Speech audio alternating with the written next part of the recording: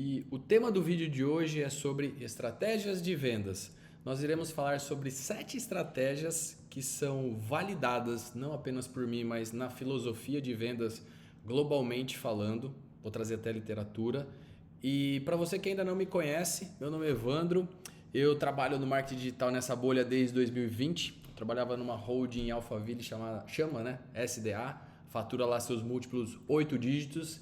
Eu comecei como monitor, terminei a minha jornada naquela equipe, na parte comercial ali na estratégia / operação comercial.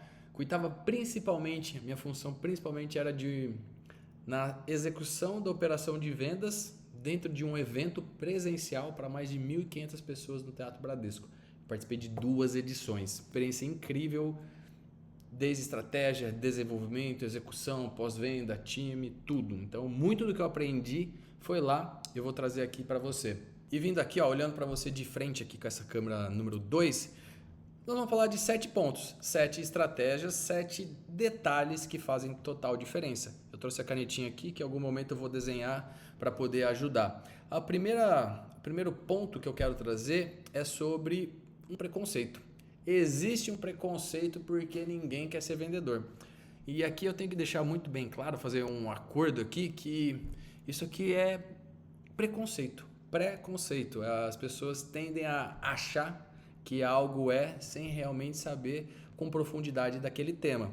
Então, para explicar de uma analogia bem simples, pergunta para algum estudante de medicina. Fala assim, Janaína, você que passou em medicina aqui na USP, qual é o teu sonho? Ela vai dizer, eu quero ser cirurgiã, eu quero ser pediatra, eu quero ser ginecologista, eu quero ser qualquer coisa do tipo. Ela não vai responder assim, ou quase ninguém responde, pelo menos eu nunca vi. Eu quero ser um excelente em vender a minha consulta, os meus protocolos. Aqui, ó, se falar que tem, me mostra que eu quero conhecer essa pessoa. Então, o ponto número 1, existe um grande preconceito porque as pessoas foram doutrinadas, elas aprenderam de geração a pensar que vendedor é só mais um. O bom não é algo assim digno, porque preconceito. Às vezes tem aquela máxima de o vendedor de carro, aquele ali é bom vendedor, é nada, aquele cara só tem lábio, aquele naquela garagem, naquela loja. Tá entendendo? Então, existe isso. E para você não pensar desse jeito e para você entender como que funciona, como que dá para ser diferente, se você tem time para treinar, se você é o próprio time, quer entender sobre essa psicologia, essa forma de pensar, tem um livro que eu vou recomendar do Daniel Pink, chama Vender é Humano. Eu vou deixar aqui dos dois lados, vai aparecer aqui na edição do vídeo, que ele demonstra, resumindo, dando um spoiler de um livro de, sei lá, de 2010, que todos vendem, mesmo que não se identifiquem como vendedores. Quem não se identifica como vendedor, provavelmente vende o quê? A própria hora. Se às vezes você vai perguntar para um amigo, para um conhecido, para alguém ali, fala assim, o que você trabalha? O que você vende? A pessoa vai responder, eu trabalho no escritório de contabilidade. Mas peraí, você perguntou o que vende, ela respondeu, trabalho no escritório de contabilidade. Ela não tem consciência que ela vende o quê? O próprio tempo. Ela vendeu o tempo em troca do salário, vamos supor que seja CLT, e ela vendeu o tempo. Ela não tem o nível de consciência mínimo de entender que ela está vendendo o quê? O próprio tempo, que ela poderia vender um produto ou um serviço. Agora, indo para o número 2, deixa eu virar a câmera aqui que eu quero virar aqui. Não, vou fazer melhor. Vindo para o número 2, vem aqui na tela comigo que essa aqui eu preciso desenhar. O número 2 não é dom, é método, é ciência, é técnica. Então, a primeira coisa que eu quero que você entenda que é processo de operação, ou seja, de execução padrão. Vamos destrinchar isso aqui, ó. Se a gente pensar em padrão, ou seja, tem que ser o quê? Sempre do mesmo modo. Pensa num chefe de cozinha. Um chefe de cozinha que prepara o omelete ali no hotel que ela trabalha. O que ele faz? Um padrão. Entrega omeletes diferentes? Não, entrega sempre o mesmo. Feito com o quê? Com um padrão. O que isso significa? Que tem um método, tem uma receita, tem um passo para seguir. Imagina que se tentar fazer diferente cada vez, não vai dar certo. Vindo aqui para o outro item, o que é operação? Nada mais é forma de executar. É a forma que aquela pessoa executa, ou seja, o jeito que ela vai executar. Eu estou vindo de trás para frente. Então tem o quê? A forma, a sequência, nada mais é que essa sequência. Então, para fazer aquele omelete com aquele padrão, existe uma sequência para fazer.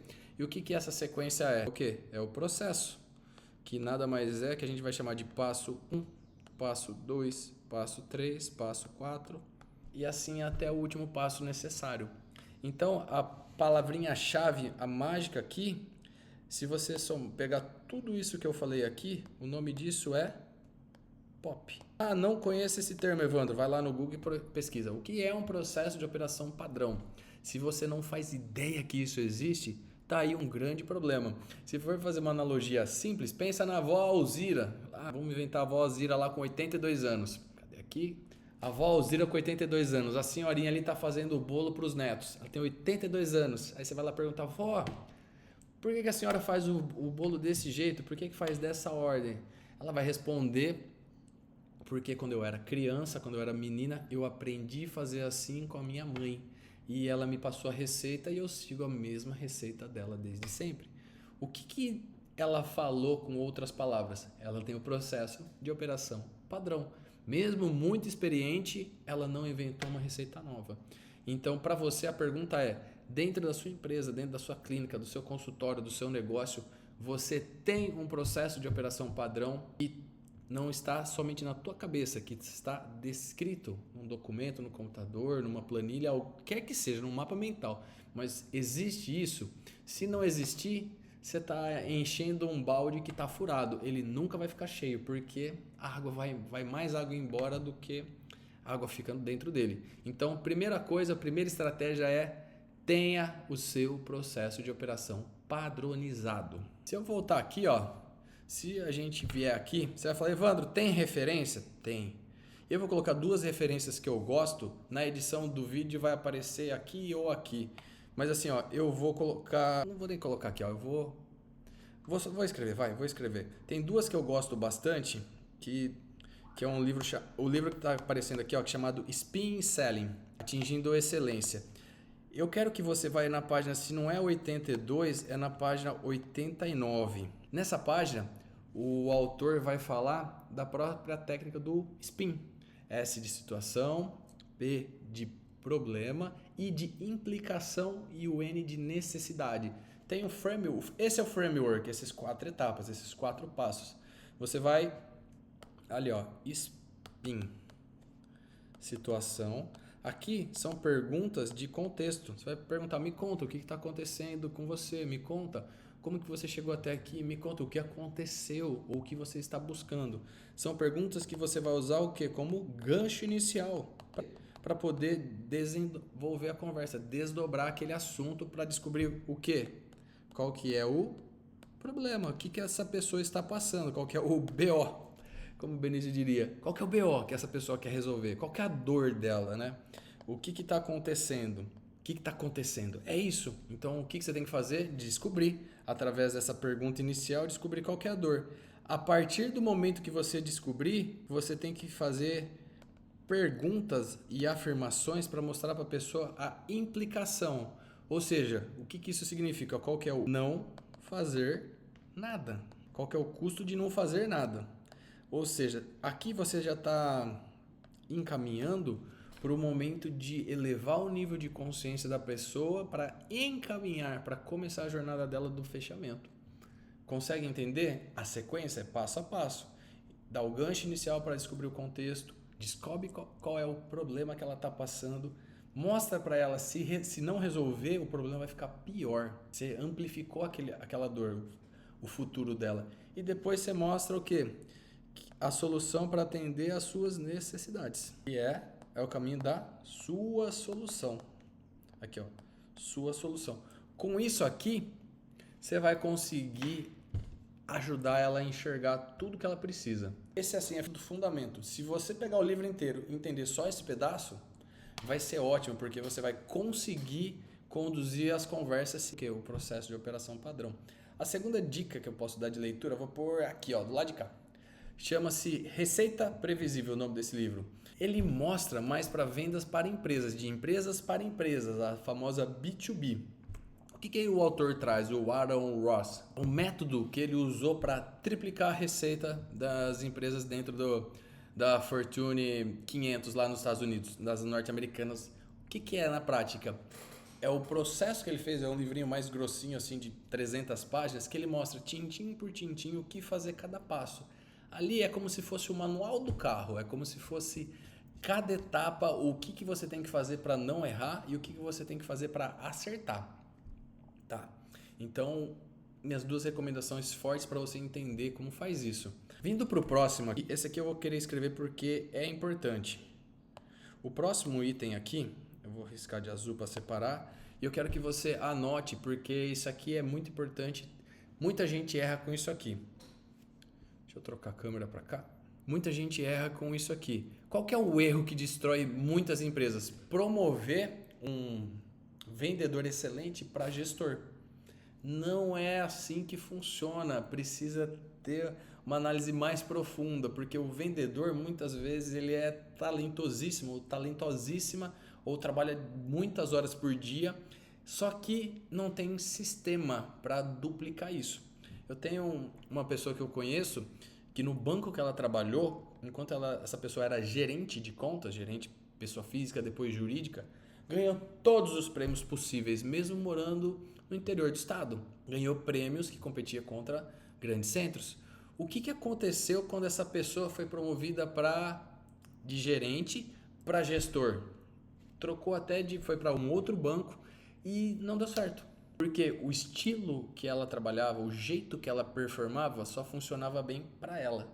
Não era um processo de operação padrão. Não tinha uma receita para seguir. A pessoa era muito arrojada. Ela sabia fazer o dela, do resultado para ela. Mas e a equipe em si, para ter uma equipe média, performando na média? Não dava. Ele era uma estrela, era um Messi, era um Cristiano Ronaldo, sozinho. Só que para tocar o time não deu certo. Então, o que eu recomendo aqui? Ó, tá aqui para cá, chama-se O Mito do Empreendedor. Essa literatura aqui é muito simples, está atualizada agora, mas as 3 coisas que ele fala que você tem que entender que tem o nível estratégico, é o que a gente está fazendo aqui, a gente está discutindo a estratégia.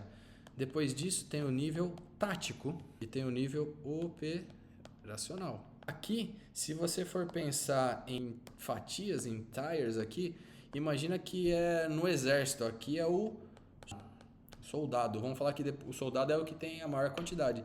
Depois vem o que? Sei lá, acho que é tenente ou major, eu não sei qual que é a ordem, mas assim, um que tem uma patente acima, que são poucos. E que entende o quê? O operacional só pega o mapa ali, a tarefa que tem que fazer, sabe executar. Executa o processo de operação padrão. Meio que não pensa na estratégia como um todo. E não entende todas as táticas, como que essas peças se juntam. O tenente ou o major ali, o próximo da patente acima, ele entende como funciona a operação, mas ele também entende como que funciona a tática, que é pegar a estratégia macro, aquela visão zoom out de, poxa, a gente tem que chegar naquele lugar, mas por que chegar naquele lugar? Por causa disso. O que acontece se não chegar? O que acontece se chegar? Ele tem essa compreensão. Não é ele que cria, mas ele compreende. Então ele consegue compreender essa visão macro e transferir para o time operacional, que são os soldados, a como executar. Pegou até aqui? Então, na sua estrutura de vendas, você domina todas as operações? A maioria que eu vejo por aí, não. Eles entendem de tática? A maioria acha que entende, mas na verdade ainda não entende, ainda não domina. E de estratégia? Nossa, menos ainda. A estratégia, essa visão zoom out, é para onde que a gente está indo? Qual que é o ponto B que a gente quer chegar? Como que a gente vai chegar? Qual que é o melhor caminho? Quais são os ajustes? O que a gente vai ter que pivotar? O que a gente tem que fazer para isso acontecer? Entendeu? Então, nesse livro, O Mito do Empreendedor, com esses 3 pontos, você vai entender que cada pessoa tem a sua função. E um erro clássico é misturar as funções.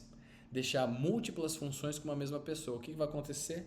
Problema. Pode ter certeza. Vai dar problema, porque não funciona assim. Então, nem sempre o seu melhor vendedor, ou se você é o melhor vendedor, vai ser o melhor gerente. Muito do provável não vai ser. Número 4 aqui, a venda não é fechar ela propriamente dito. Você tem que pensar o quê? Na cadeia inteira. Onde que eu aprendi isso? A cadeia que você tem que percorrer. Vou dar um exemplo, sei lá, um exemplo com os norte-americanos ou os brasileiros que vendem nutracêuticos, né? Que vendem suplementos nutricionais nos Estados Unidos. O nome disso é nutracêutico. O que essas pessoas entendem tecnicamente? A jornada dessa pessoa. Elas entendem qual que é a... Vamos falar que vende um remédio para disfunção erétil. Lá é liberado. O que elas fazem? Elas sabem para quem que é. Para os senhores, tem uma idade avançada, que não funciona ali, o parceiro não funciona mais direito e a galera quer se divertir. Então, mas eles entendem qual que é a dor, qual que é a jornada, o que essas pessoas já fizeram, o que essas pessoas precisam agora para resolver esse problema de imediato. Nem que seja apenas a primeira solução, ainda não completa, mas imediata. Elas entendem. E depois disso, o que essa pessoa vai precisar? Qual que é o próximo suplemento que ela vai precisar? Ou qual que é o acompanhamento que ela vai ter? E depois. Entenda que eu trouxe um exemplo aleatório para mostrar que todos os negócios têm jornada de cliente. Você precisa saber fazer isso. Um exemplo prático que eu faço, o que eu fiz? Eu peguei um número novo de WhatsApp, coloquei a foto da minha esposa junto com as crianças ali, coloquei o Instagram dela nesse WhatsApp, nesse número novo, e eu vejo os anúncios de concorrentes ou de pessoas que eu estou prospectando lá para ser clientes. Estou fazendo um outbound. O que acontece? As pessoas, eu vejo o problema na estruturação comercial. E o que acontece?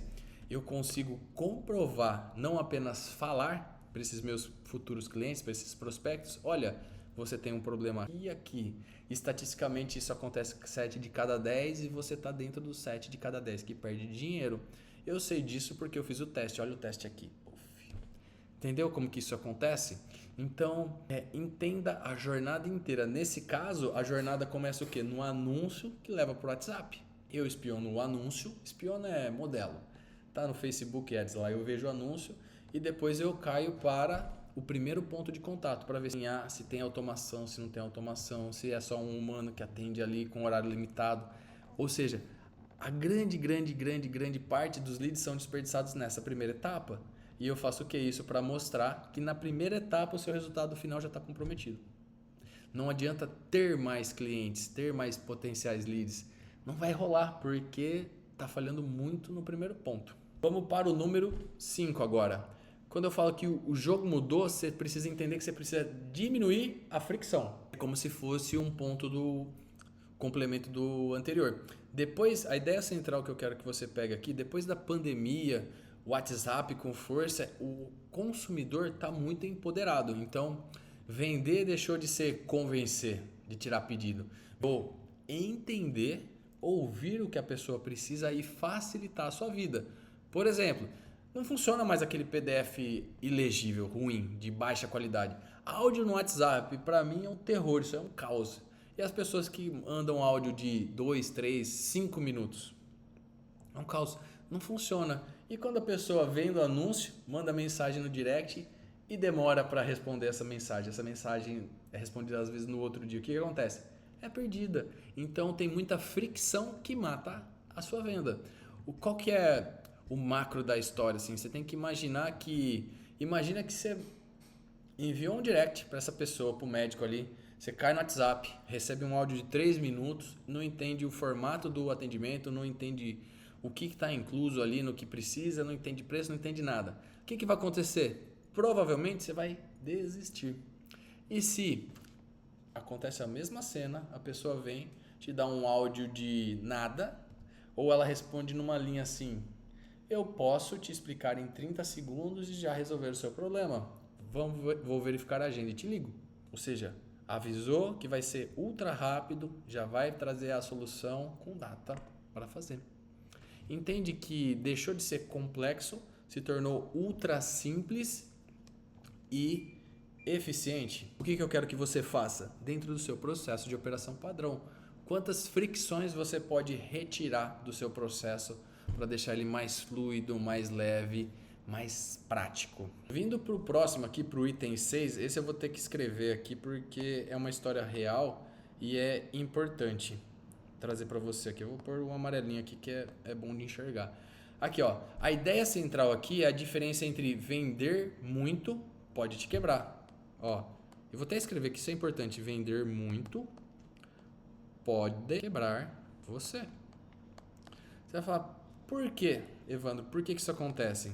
Geralmente é modelo de negócio, a margem, o modelo de negócio não está ajustado, a margem está errada e o incentivo também está desajustado.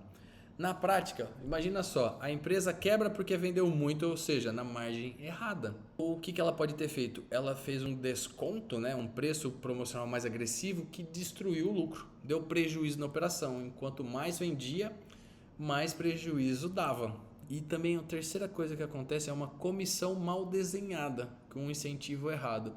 Por exemplo, criar uma comissão que vai crescendo com o tempo e sacrificando a margem que era praticamente baixa, deixou de ser zero e virou negativa. Ou seja, quanto mais vendeu, aumentou o prejuízo para a empresa. O funcionário tirou o salário dele, a comissão. Eu vou contar um exemplo real aqui. Eu vou omitir o nome da pessoa, mas eu vou fazer um exemplo ilustrativo aqui, matemático. Vou pôr um laranjinha aqui, ó, vai. Imagina só, qual que é a situação?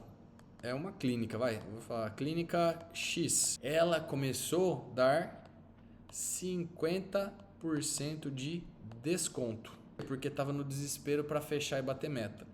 Então, na prática, o problema número 1, ela fez. Vamos supor que, vamos fazer um exemplo redondo. O ticket era 10 mil, ela passou a vender por 5 mil reais. Deu 50% de desconto ali. O que aconteceu? Vamos supor que a margem de lucro aqui é 15%, essa margem de lucro. Eu estou supondo, porque essa pessoa não sabe quanto que é a margem dela. Eu chutei uma margem média desse nicho. O que aconteceu? O que aconteceu? Ela aumentou as vendas. Ou seja, vendeu para mais clientes, né? Tipo, mais novos clientes. Isso é bom? Depende. Nesse caso, não. Por quê? O preço foi... Vou pintar de vermelho aqui, ó. O preço foi desajustado. A margem já era baixa ou supostamente pequena, sem saber porque a pessoa não sabe. E ela vendeu para novos clientes, ou seja, ela escalou o prejuízo. Por quê? Tem um negócio que chama custo fixo. O custo fixo continuou o quê? O custo fixo era o mesmo. E para agravar, a equipe ganhava comissão sobre o faturamento, ou seja, a comissão no faturado, não sobre o lucro. Essa eu vou escrever porque é importante. Vou dividir em duas partes. Porque a comissão sobre o faturado é o mais simples de entender. Você vai falar para a pessoa, olha, você vendeu 10 mil, você vai ganhar, sei lá, 5% de 10 mil. O problema vai se agravando quando esse 10 mil são duas vendas de 5 mil, ao invés do que uma única venda de 10 mil. Aqui você sacrificou margem, lucro, fez um monte de coisa errada. Você pegou um problema e tornou ele ainda maior. Você cavou mais buraco nessa cova. Se você coloca, ao invés de comissão pelo faturamento, você faz sobre o lucro, significa que vai dar mais trabalho. Tipo assim, é mais trabalho para descobrir isso. Precisa do quê? De mais processos e mais maturidade do negócio. Não vai conseguir fazer com quem não é muito sênior na área, quem não é C-level há muito tempo. Mas, se você faz isso, o seu negócio fica saudável e pode escalar sem medo. Sabe o que aconteceu nesse exemplo aqui, nessa pessoa? Portanto, o que aconteceu? Vamos ver se vocês descobrem. O caixa ficou negativo, sendo que ele já estava. Ele ficou ainda mais negativo. Aí quando essa pessoa me contou que fez isso, eu falei assim, de onde você tirou isso? Falou, eu cortei o preço pela metade. Eu falei, fez a conta? Não fiz as contas. Vocês já entenderam o que aconteceu com essa pessoa, né? Chegou com um problema, praticamente a bomba explodiu e ela, para ajudar, deve ter usado, ela não confessou para mim, mas usou do caixa o dinheiro, as despesas da pessoa física sendo pagas pela PJ, ao invés de tirar um prolabore fixo. Então tem todos esses problemas que são histórias reais. Eu queria estar inventando isso, mas não tô, que destrói os negócios. Acontece muito. Você vai falar, já errou com isso? Já errei com isso também. Antes de chegar até aqui eu já errei com isso. E como que eu aprendi? Errando. E para você que está até aqui, que entendeu que venda é processo, é método, é não inventar história, é tudo processo, é tudo script, é tudo pensado, é tudo metrificado, não tem nada de achismo. Se você precisar de ajuda na sua operação, se você está aqui e entendeu que tem problema na tua operação, clica aqui embaixo na descrição do vídeo, eu vou deixar o link para você conhecer o nosso programa de estruturação comercial completa. Na prática, o que é que isso significa? Nós vamos fazer um raio-x, como se fosse um raio-x 360 do seu negócio, olhar as 6 principais verticais, as 6 principais áreas, entender o seu cenário atual, a tua realidade atual do que está acontecendo, e a partir daí, se você tiver com a nota mínima ali dentro dessa avaliação, você vai poder avançar desse diagnóstico e receber esse trabalho feito em conjunto. Porque a única parte que nós não podemos fazer para você é a tua parte. O resto a gente faz e entrega pronto. O que eu quero falar para você? Se você está com problema de vendas, está com problema de caixa e entende que o gargalo é o quê? É o processo que não existe ou está sobrecarregado o peso nas suas costas, clica aqui, pega a sua avaliação do diagnóstico 360, vamos fazer a sua avaliação completa e vamos descobrir o que está acontecendo. Beleza? Clica aqui embaixo que eu vou te ajudar. E o número 7, para finalizar aqui, a ideia central que é as marcas são plataformas de relacionamento, não mais vendedores.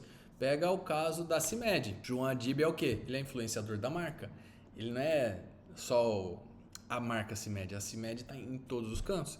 Eles fizeram a parceria e fizeram a aquisição do Toguro. Colocaram como chefe de marketing. Brilhante. Furaram uma bolha, chegaram num nicho ainda maior que eles não conseguiam atender. O que eu quero passar para você é quem controla a distribuição, o canal de distribuição controla o dinheiro. Porque nada mais é quem controla a mídia, quem quer a cara. É o exemplo do João, é o exemplo do Toguro. Onde que está o dinheiro? Essas pessoas são as caras da marca. Não são apenas os vendedores, que é a marca ali, um logotipo frio. Entenda que o que eles fazem? Eles educam antes de vender. Eles criam audiência antes de vender. Eles constroem o quê? Relacionamento, confiança com o tempo. Eles sabem como segmentar a sua comunicação e eles dominam a jornada total do cliente. Então, a venda, sabe o que acontece? Vira consequência desse relacionamento.